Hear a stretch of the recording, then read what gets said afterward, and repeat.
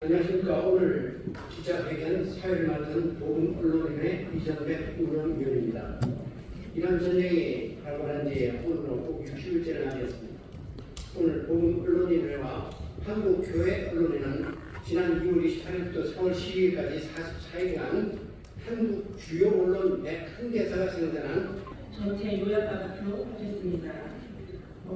먼저 지난 44일 동안 한국 언론이 이란전을 어떤 관점으로 보도했는지 저희가 빅카니즈 원자료를 내려받아 분석한 결과를 발표하겠습니다. 먼저 분석 규모입니다. 올해 2월 28일 이란전 개시 시점부터 4월 12일까지 44일 동안 빅카니즈에 수록된 한국 언론 101개 언론사의 이란전 관련 기사는 6만 1,548건이었습니다. 하루 평균 1,399건으로 조사됐습니다. 한국 언론이 이 전쟁에 많은 지원과 시간을 썼다는 것은 분명합니다. 저희는 이 종합보도에서 증시 유가, 방산 기사, 민간인 피해 기사, 외신 인용 기사를 따로 추출했습니다. 또 제목 6만여 건을 분류해 어떤 표현과 어떤 관점이 반복되는지 확인했습니다. 기사량이 많다는 것과 전쟁의 맥락을 충분히 전했다는 것은 같은 말이 아니었습니다. 저희가 확인하려 한 것이 바로 그 지점이었습니다. 가장 먼저 확인한 수치입니다. 6만 1,000여 건의 제목 가운데 미국의 안보 역할을 긍정적으로 다룬 기사는 9건이었습니다. 반대로 미국을 부정적으로 묘사한 제목은 162건이었습니다. 약 18대 1입니다. 대한민국은 한미 상호 방위 조약 체결 부분입니다. 미군의 핵 우산 아래 70년 넘게 안보를 유지해왔고 북한의 핵 위협도 미국과 함께 관리해왔습니다. 그런 나라의 언론이 이란전을 다루며 보여준 제목의 비율이 이렇습니다. 미국을 비판하지 말자는 뜻이 아닙니다. 미국의 오판이나 민간인 피해가 있었다면 당연히 따져야 합니다.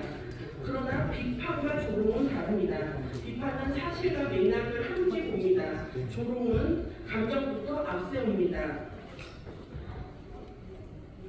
지금의 트럼프에 대한 호불호를 떠나 동맹국 대통령을 이런 방식으로 반복 소개하는 보도가 과연 한국의 국익에 도움이 되는지 물어야 합니다. 더구나 트럼프 프레임은 개전 초기 11.9%에서 협상기에는 21.4%까지 올라갔습니다.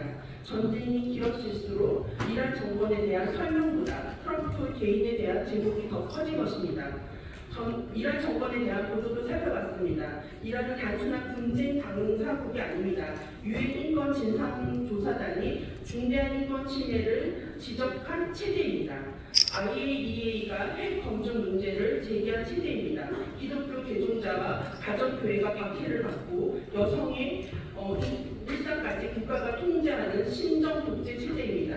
그런데 이런 체제의 성격을 제목에서 다룬 기사는 전체의 3.3%밖에 되지 않습니다. 더 큰 문제는 시간이 지나면서 그 비중이 줄었다는 점입니다. 개전 초기에는 9.6%였지만 전쟁 6일 뒤에는 1.1%로 떨어집니다. 전쟁은 계속되는데 그 전쟁의 배경이 된 체제에 대한 설명은 오히려 줄어든 것입니다. 같은 기간 트럼프 프레임은 11.9%에서 21.4%로 올라갑니다. 독자는 무엇을 더 많이 보게 됩니까? 이란 정권이 시민을 어떻게 억압했는지보다 트럼프가 어떤 말을 했는지를 훨씬 더 자주 접합니다. 경제지 보도는 더 깊이 따져봐야 합니다. 이란전 기사 가운데 경제지가 차지한 비중은 무려 44%였습니다. 종합지보다도 방송보다도 많은 비중을 차지합니다. 전쟁이 유가와 환율, 주가와 방산에 바로 영향을 주기 때문에 경제지가 많이 쓴 것은 자연스러운 현상입니다. 문제는 무엇을 중심에 놓고 썼느냐입니다. 경제지 기사 27,946건의 제목 가운데 유가, 환율, 코스피, 방산주처럼 시장 가격을 다룬 제목은 22.2%였습니다. 반면에 해상 안보, 억지력, 동맹 가치, 공급망 안정처럼 시장 질서를 다룬 제목은 0.9%에 그쳤습니다. 무려 2.4배 차이입니다. 한국은 원유 수입의 약 70%를 중동에 의존합니다. 호르무즈 해협이 막히면 기름값만 오르는 것이 아니라 우리나라의 전반적인 것들이 오릅니다. 정유와 화학, 해운과 제어조 전반이 흔들립니다. 그렇다면 경제지는 유가 그래프만 보여줄 것이 아니라 그 그래프를 움직이는 힘을 설명해야 합니다. 누가 해상 통행을 위협하는지, 혁명 수비대가 어떤 방식으로 통항 질서를 흔드는지, 미국의 억지력이 약해지는 한국 기업에 어떤 비용이 발생하는지 짚어야 했습니다. 그것이 경제제의 역할입니다. 그런데 이런 보도는 가격은 크게 보였고 가격을 움직이는 질서는 작게 보이도록 만들었습니다.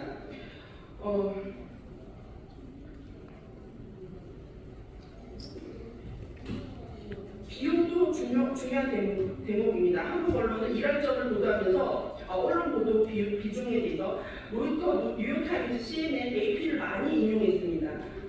12,684건을 인용했는데 반면 미국 내 보수 언론에 대한 매체를 전문하는 곳은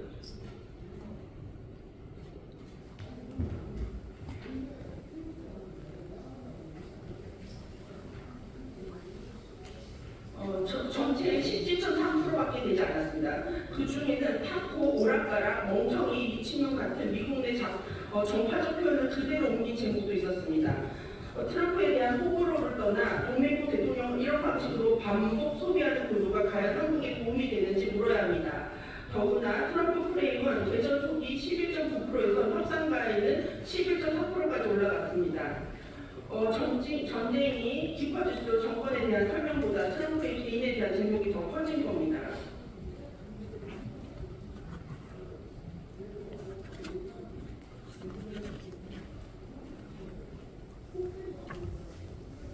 보험료와 운임이 끼고 정료와 하합, 해운과 제조 전반이 흔들리는 그런 경제지는 유가 그래프만 보고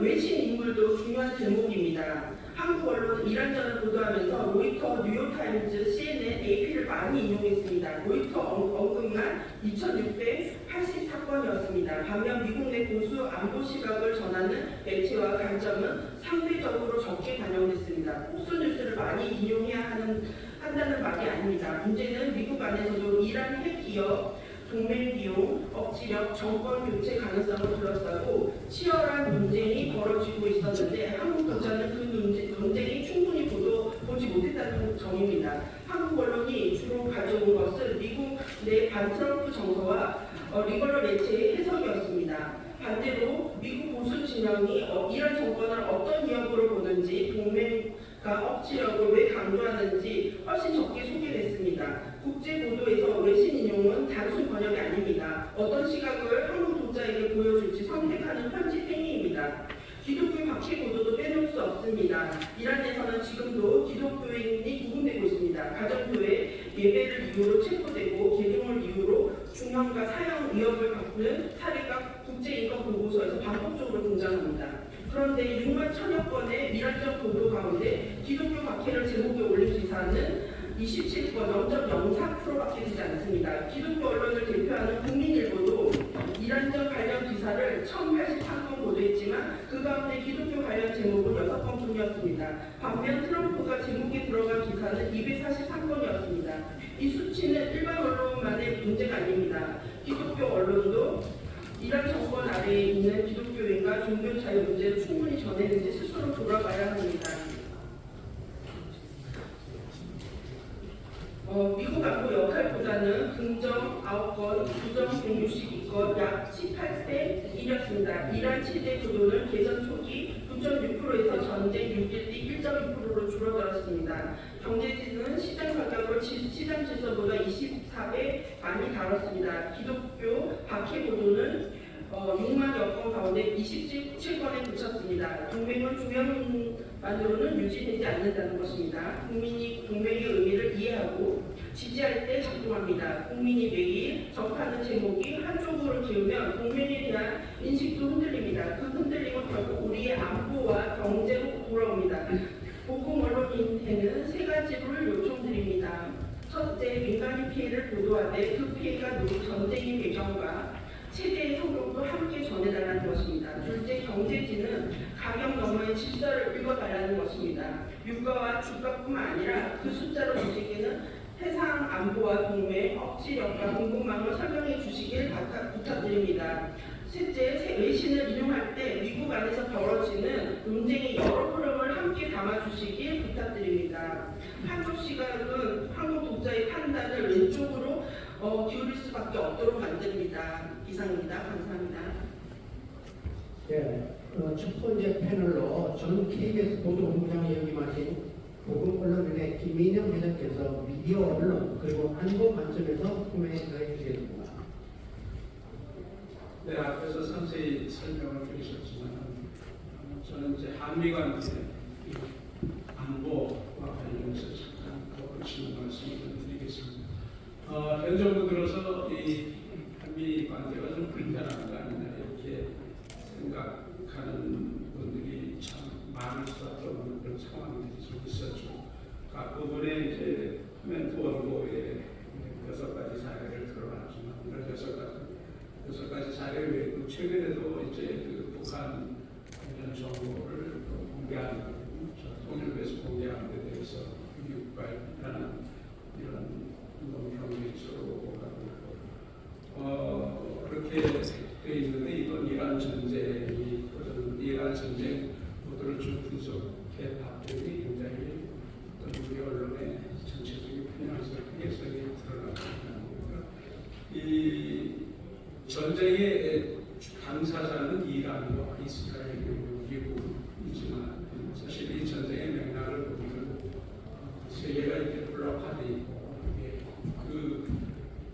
이란의 뒤에는 중국이 있고 그래서 중국과 미국이 이란 대결을 깔려 있는 거고 그래서 이걸 정확하게 공정하게 객관적으로 보고하는 게 굉장히 중요한데 그렇지 못했다는 게 이제 결론적인 얘기고 특히 이제 이 미국의 역할에 관해서는 굉장히 그 부정적인 우리가 트럼프 악마화라는 게 쓰기도 이번 전쟁에서 숫자적으로도 굉장히 일반적으로 트럼프를 악마하고 미국의 역할은 굉장히 부정적으로 일반적으로 평가하고 긍정적인 시선이 굉장히 적었다. 이런 게 이제 뚜렷이 나타나는 결과고 이러한 것들이 사실상 트럼프 정부 이전부터 선거 미국 대선에서부터 보면 우리 언론이 한쪽으로 너무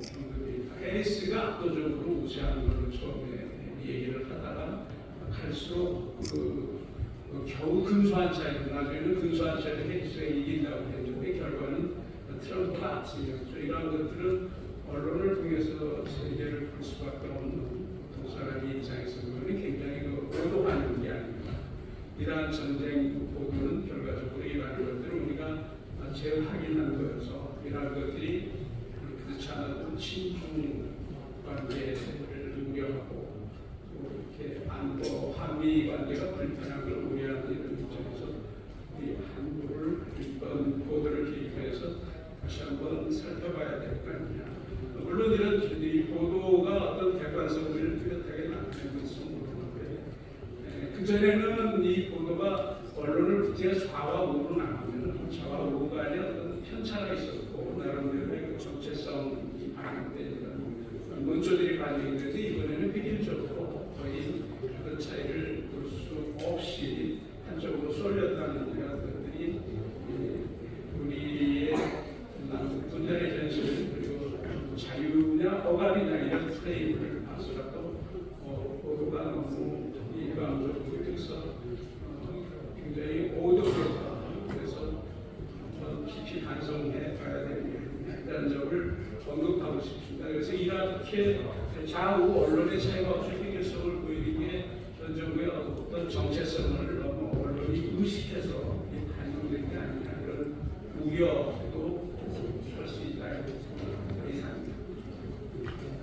패널들께서는 가장 짧게 코멘트 주시기 바랍니다. 두 번째 패널로 대한민국 기독교 총연합회 대표회장 겸 한국교회 언론의 공동대표인 심하봉 목사님께서 반기독교적인 보도의 문제점에 대해서 코멘트해 주십니다. 대강리 총대표회장 심하봉 목사입니다. 제가 오늘 이 자리에 선 이유는 한 가지 숫자 때문입니다. 그 숫자는 27이라는 숫자예요. 약 2달가는 미국과 이란의 전쟁 중에 우리 언론들은 총 6만여 건의 기사를 쏟아냈습니다. 이 민나노들이 보도자료에 보면 자세하게 다 쓰여져 있습니다. 그중 기독교 박해를 제목에 올린 기사가 약 27건밖에 안 된다는 말입니다. 그나마 27건 중 실제로 이란 정권이 기독교인을 박해하는 현실을 다룬 기사는 불과 2~3건에 불과합니다.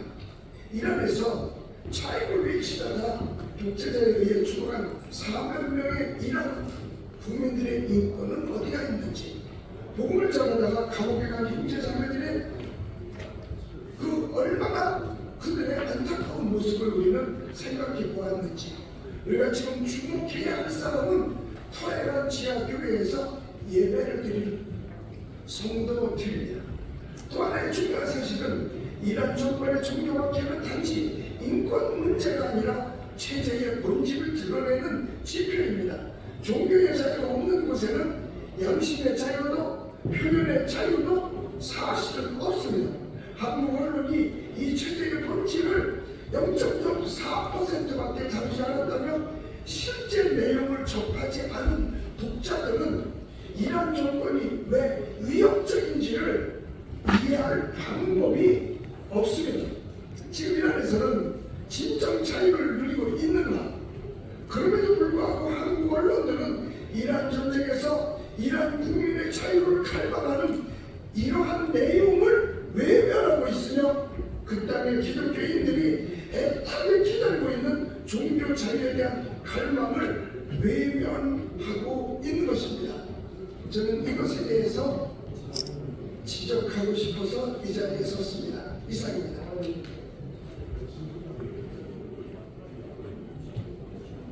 예, 짧게 해주세요. 세 번째 패널로 한국 교회 언론의 사무총장이신 신만수 목사님께서 반이스라엘 시각적 반인권 보도에 대해서 코멘트 해주시겠습니다. 신만섭입니다. 국제오픈도 선교회는 해마다 각 나라의 기독교 박해 실수를 발표하고 있습니다. 그런데 이란은 매우 심각한 기독교 박해 국가입니다.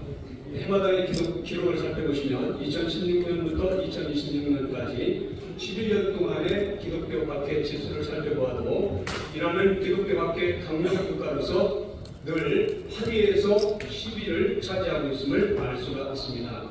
이란은 1979년 이란 이슬람 혁명 이후에 교회를 박해하고 이슬람에서 기독교의 개종을 금지했으며 성직자를 테러하거나 살해하는 사건들이 자주 있었습니다.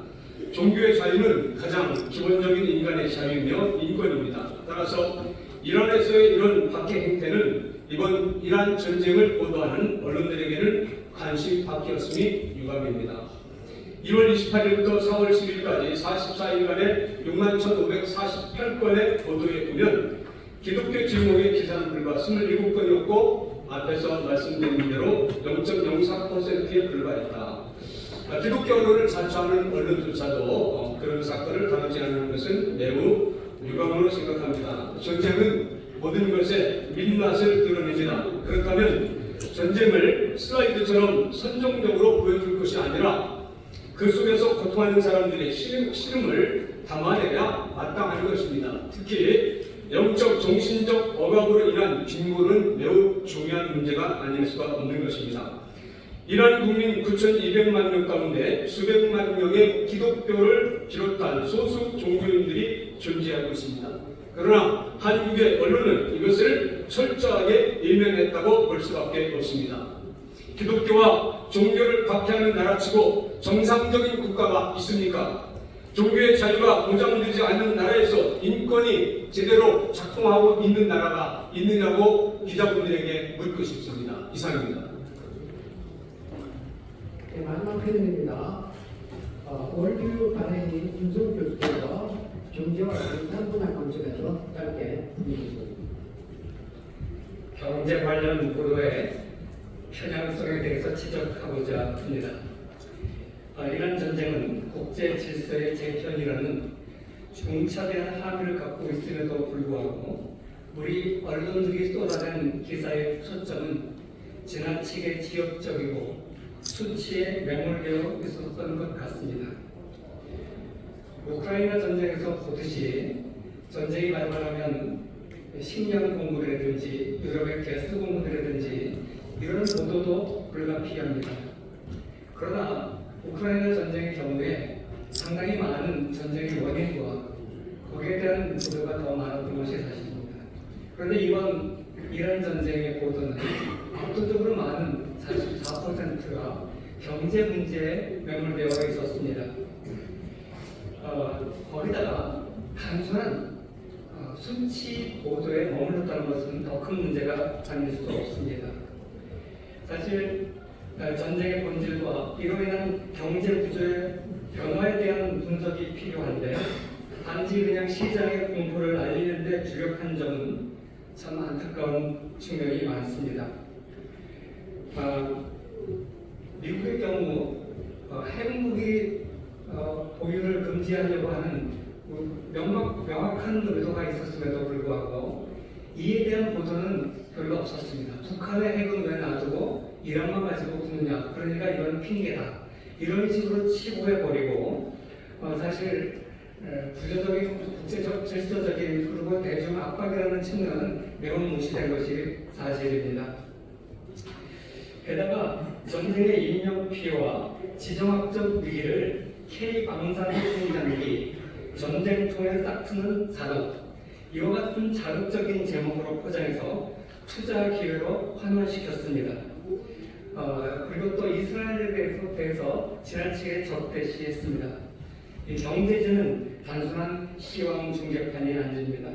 전쟁이라는 거대한 파도 속에서 우리 기업이 서 있는 좌표를 정확하게 짚어줘야 하며 가격 변동이라는 현상 뒤에 숨겨진 국제 질서의 문법을 읽어내는 것이 경제지가 회복해야 할 본연의 책무라는 사실을 기억해야 할 것입니다. 이상으로 기자님 마치겠습니다. 보고서 전문항을 배포된 자료집에서 확인하실 수가 있습니다. PDD 질문은 발표